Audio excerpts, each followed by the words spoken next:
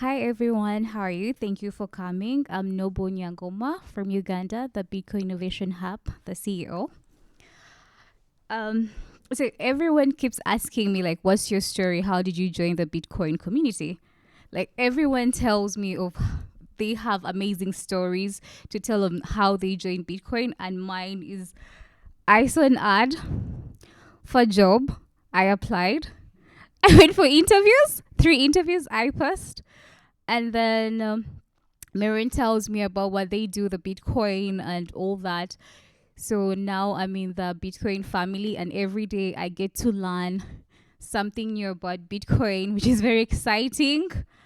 And I also get to teach now people that I get to meet and tell them, oh, Bitcoin, about Bitcoin. They're like, is that not a scam? I'm like, no, it's not. We are real. I was so lucky that I didn't get to join the shitty coins that everyone talks about. That every day someone says, oh, there's this coin, oh, it's shitty. I was like, oh, okay. I like, but I was so lucky to join the Bitcoin family there and then.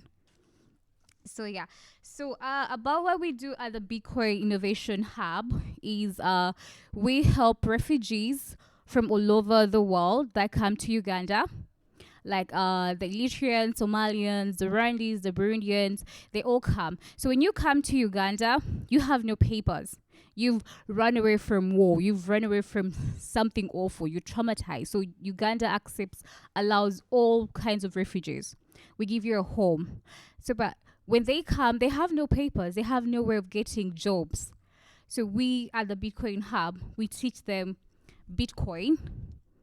We teach them finance literacy on how to manage their money and how to invest in Bitcoin.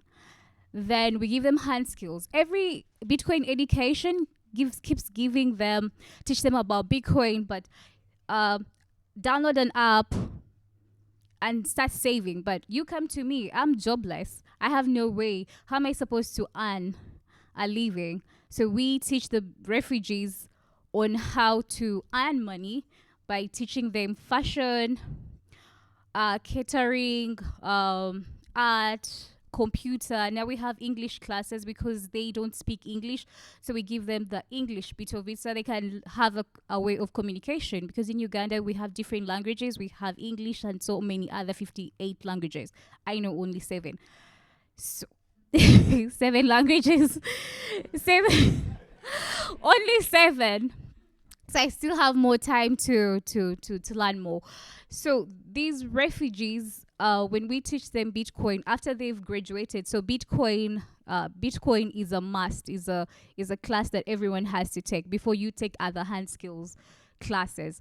So after they do their classes for Bitcoin, they go do fashion, catering, and whatever class they're interested in. So last month we graduated 50 students, and 40 students right now own their own shops. And right now they accept Bitcoin as a way of payment, because in Uganda our president hasn't fully accepted Bitcoin as a currency there, but he says he's still thinking. But to me, he's never going to accept it because he doesn't profit from it. Museveni will never say, okay, now Bitcoin is now a currency, because he doesn't profit from it. So we're just there in 50-50 enjoying it before he makes up his mind. So now the refugees have a way of earning money, and we have a Bitcoin trader that we trust so much. So after we teach them about Bitcoin, they get their wallet set up and all that. So they have a way of withdrawing their money, should I say, from their wallets, and have cash, Ugandan UGX. So yeah, and the refugees, the reason why we're teaching them, educating them about Bitcoin is they have this system where I have a brother in their country. I have cash here with me, so I say, oh, send me like $50. You can take $20 from it, so you can give to my sister. So now with Bitcoin, they don't have to share it. They'll get the exact same amount. No one is going to tell them, oh, give me some of your money so that I can send to your family.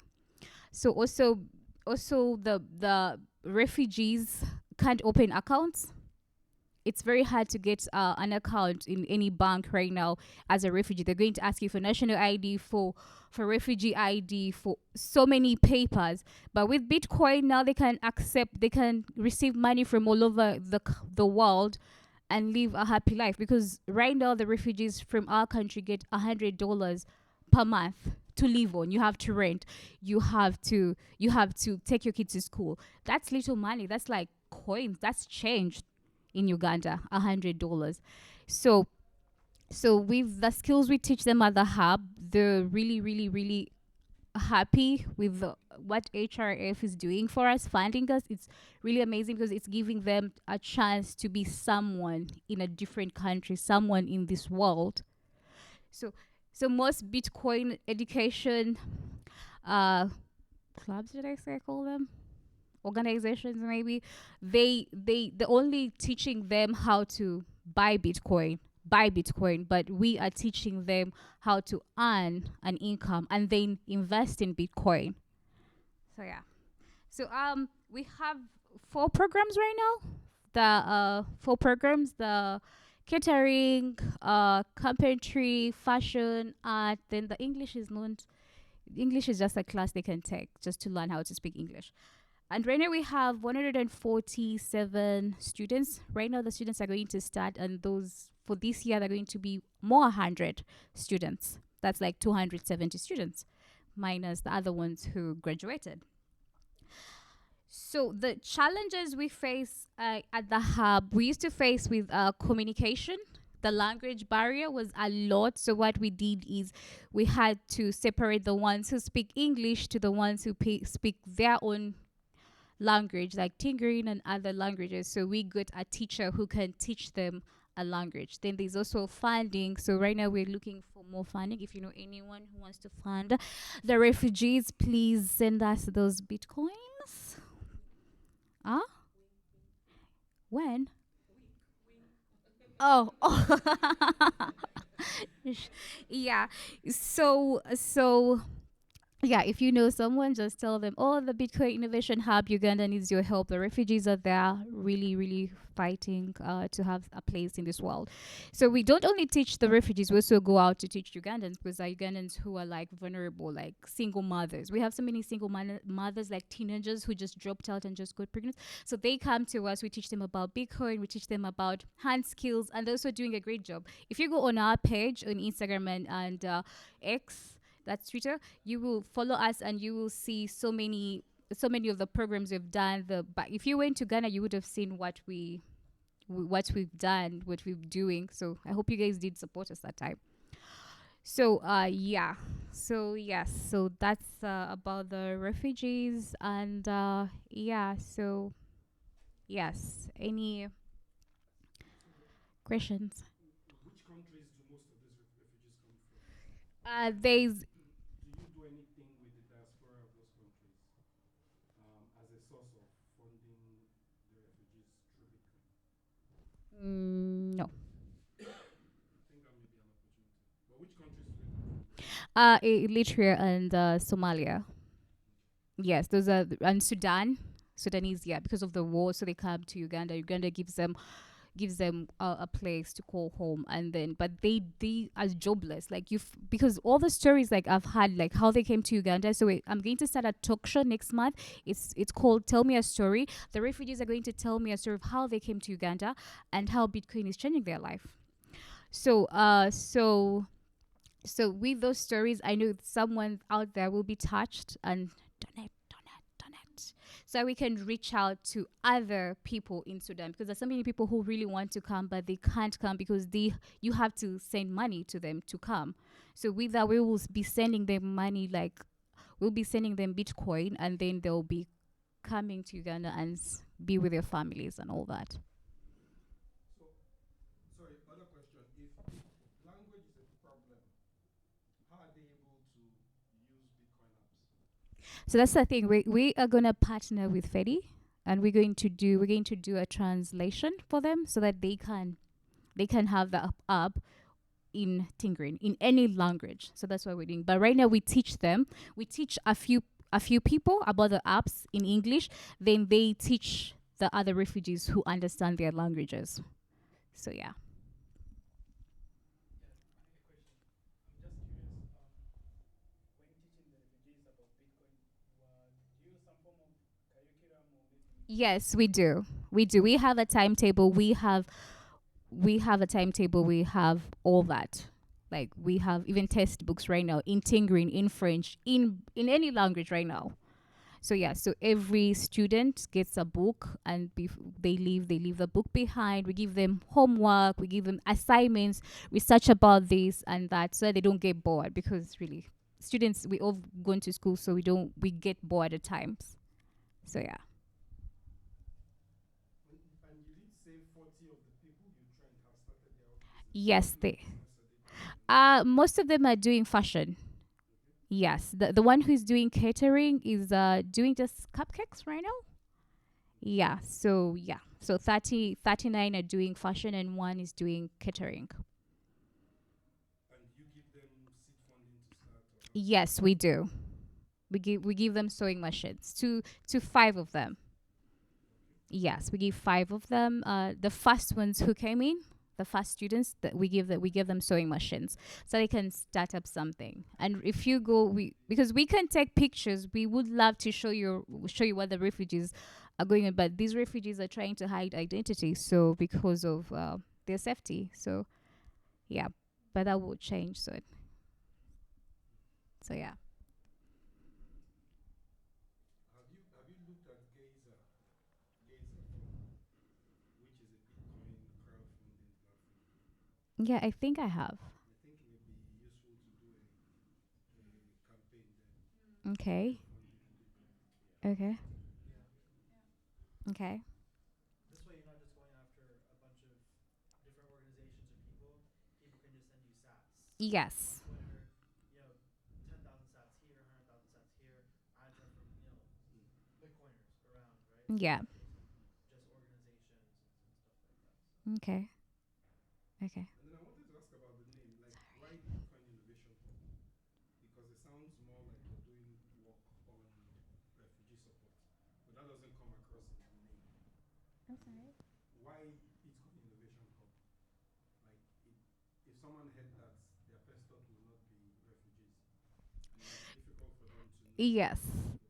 So yeah. So yeah. Yeah. People keep saying we should have put like refugee something. So I think we will have to change that. Have to change the name, which is yeah. But yeah, it is a good name. It's a cool it's name, a it's a hub. A hub is where everything happens. correct? Because when people think about Innovation Hub, they're thinking startups, they're thinking Yeah. solutions, Yeah. But developers or yes. yeah. So yeah. So Actually, like if you take his ideas yeah. and Yeah. do it in his country, and then eventually you get technical people to now grow your hub or the things that you're offering to the refugees, the Mm. knowledge that you're offering to them, can get to a technical level where now they can start doing startups as well. Yeah. Yeah. Yeah. True. True. Thanks. So, There's a question. oh, he has a question. Okay, sure. Sure. You mind if I get you in the microphone Yes, recording? please. Sorry, I'm 90%. Can you can't hear me? Okay. Um, what technology are the refugees using to move Bitcoin around? Are you using much in Kura? Using Android phones? How are you? Most of them, they have Androids. So they have. Yes. I'm just trying to understand the barrier of entry or lack of, or Yes. Okay. Some of them have Androids, and the ones who don't have, we got tablets. So they use those tablets for that. they share So tablets. What app they're using on the tablet? No, when they want to do no, when we're teaching them about wallets and all that transferring, so they use the tabs. This is the way how to teach While them. they're in the center. Yes, while they're in the center, they're learning how to use the wallets. Do they typically have phones? What? Do they typically have phones? They do have phones. Okay. Yeah, the ones who don't have, we've told them about Machankara. So yeah, so yes, so that's next time is when we're going to introduce that also. So Do they own feature phones, or do they some of them even own smartphones? some do own smartphones, but not those expensive smartphones. Just these normal smartphones like that you can buy like $20, $15, or $10. Yeah. Yeah, most of the phones are Androids in Uganda. So you find Techno is an Android. Yes, we do. We tell them the wallet of Satoshi is the easiest for them to use. So we tell them that when you learn more, you can upgrade to another wallet that you're comfortable with. So yes, the app is in English, but so we teach these the English the teachers that teach at our school. So we teach them how to use it, and then they translate for them. They teach them in their languages. Yeah, translators. So yeah.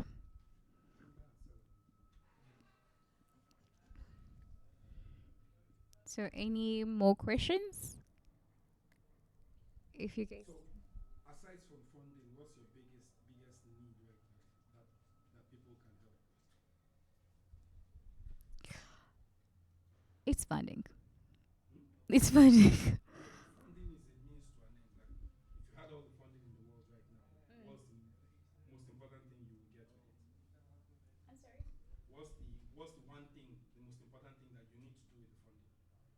So right now we have a challenge of getting bigger space in Uganda because when you tell someone you're going to use their house for Bitcoin, it's a turn off for them.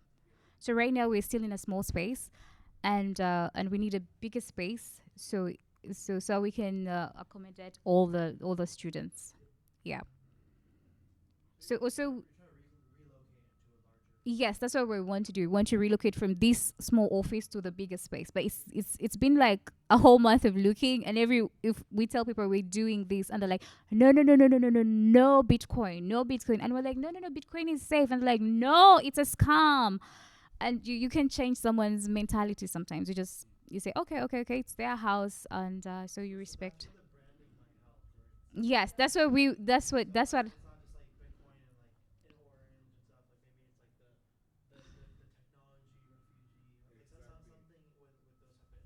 Yeah. Mm-hmm.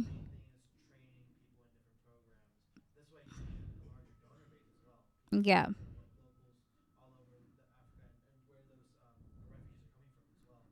Yeah.